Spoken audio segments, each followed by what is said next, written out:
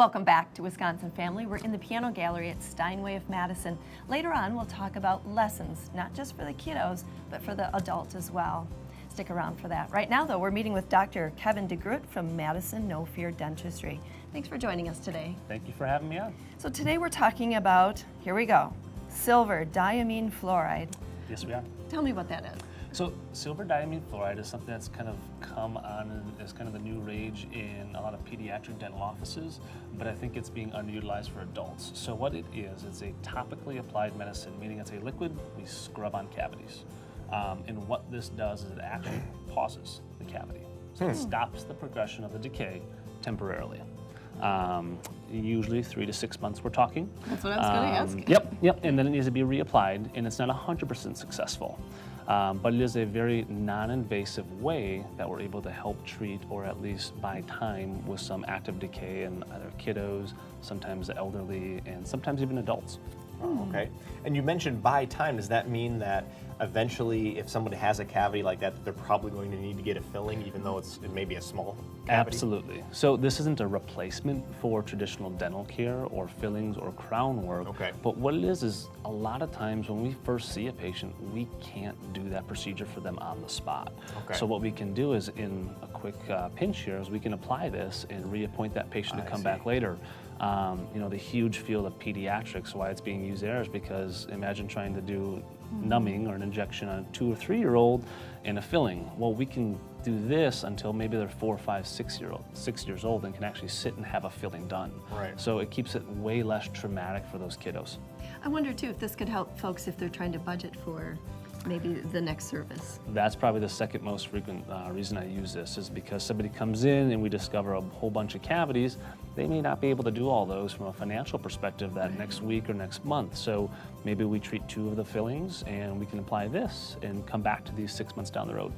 Yeah, absolutely. So who would you say in general are potential candidates for treatment like this? You mentioned kiddos. Yep. But are adults also in that pool? Absolutely. You know, this is extensively used for kids and the elderly. Okay. But it is also, like I'd say, at least half of my usage is on regular adults that we just talked about. It can't have the procedure done that day, Right. and they want to A, prevent that cavity from getting worse, Right. and B, is they need a little bit more time to plan ahead to fix these issues. Right. Okay, so I'm going to go at it again. So, silver diamine fluoride. Tell me how it's applied and how does it actually work? Great.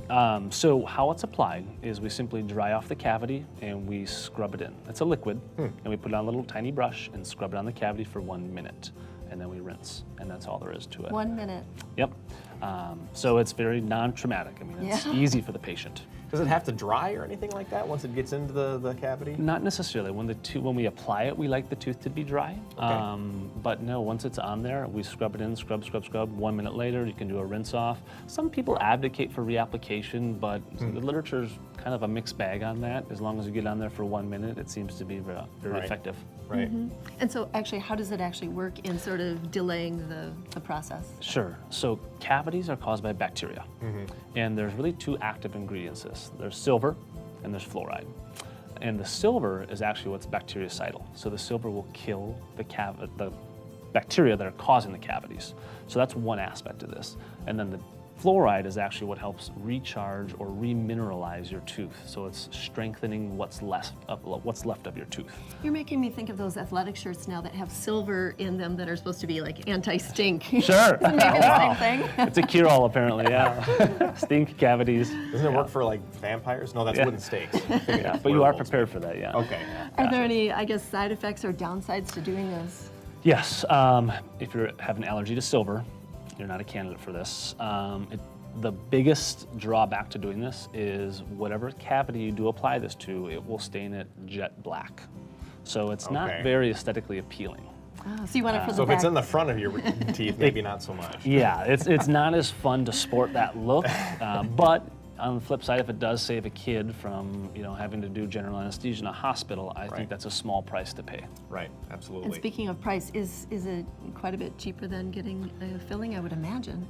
Typically our office, it's right around the $100 price point for an application. So it's not crazy expensive, it's not obviously dirt cheap, but I think in many instances it's money well spent and it's worth it.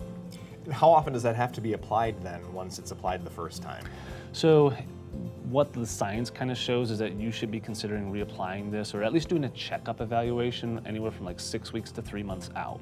It doesn't mean we have to reapply it, but we like to have the patient back to just kind of check on that cavity, see if the cavity has stopped. Okay, good to know, good to know.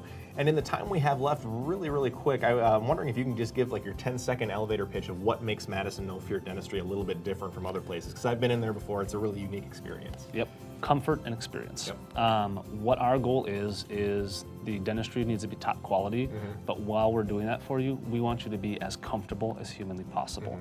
So we want to be good communicators, we sedate people, we've got headphones, movies, Netflix, music. It's all about making that experience comfortable. I mean, people don't like going to the dentist typically? Oddly, no.